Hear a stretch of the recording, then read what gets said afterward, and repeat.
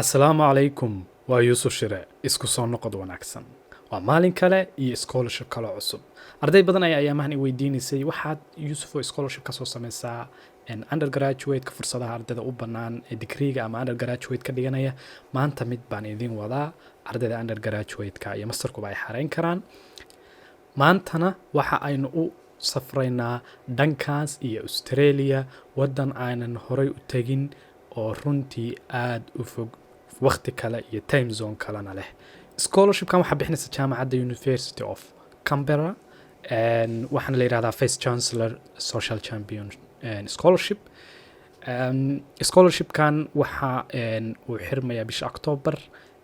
laakiin sanad dugsiyeedka cusub oo iyaga semesterka koowaad uu yahay January 2023 ayay ardayda aqbalaysaa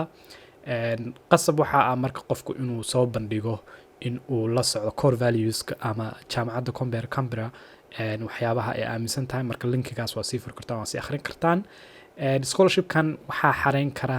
qof ku nool Latin America, South Asia iyo Africa marka anagu Africa hadaynu nahay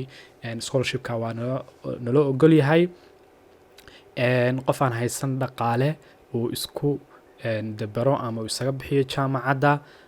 access haysan fiican u haysan scholarshipyo kale oo qofku ma aha waxa qasaba inuusan scholarship kale oo haysan Australia videogan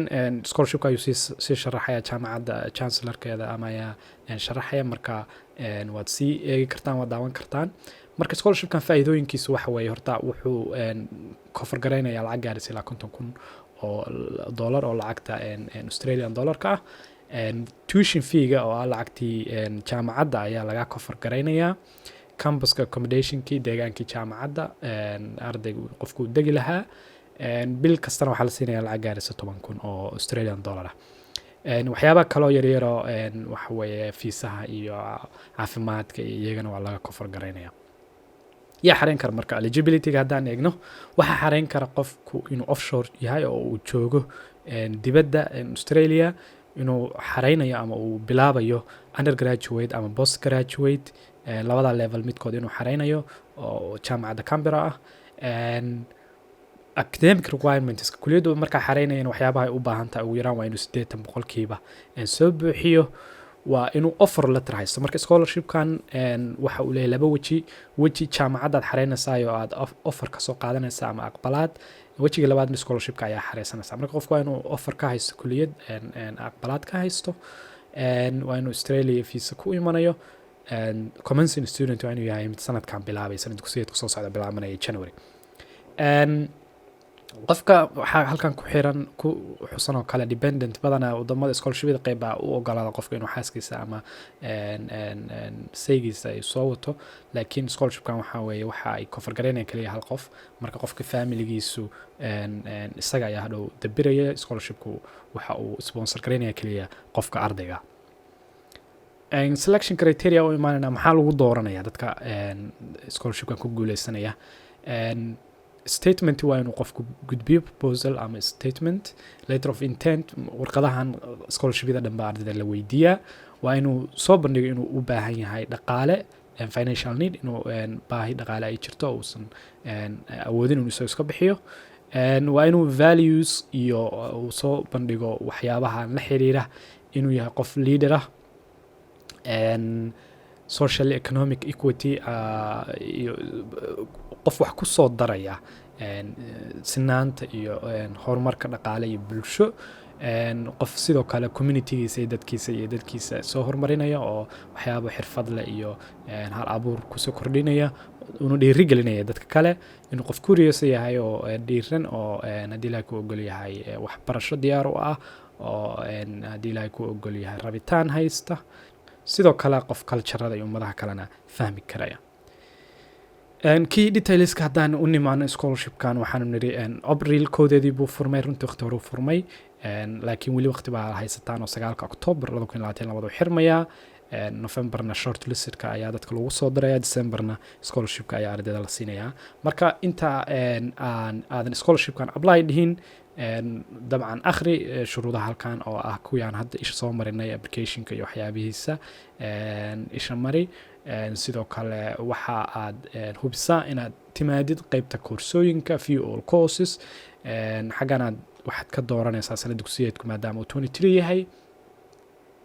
marka halkan ayaad koorsadaada ka eegi kartaa haddii aad bachelor tahay kuliyadahan baad kuliyadda aad marka adigu xiiseynaysid ka eegaysaa. tusaale haddii aan ku dhufano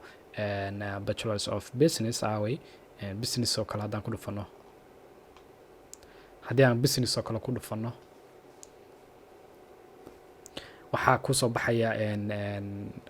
xogtiyo idil ardayda domestica internationalkan xaggana ka eegaysaa. marka academic requirements-kii halkaana kasii akhrinaysaa wixii academic ahaan looga baahan yahay. luqadoo kale runtii qofkii hadduu haysto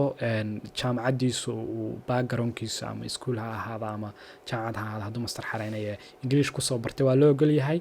inuu soo gudbiyo caddayn muujinayso in wax kusoo bartay english. haddii kale waxay noqonaysaa inuu ardaygaasi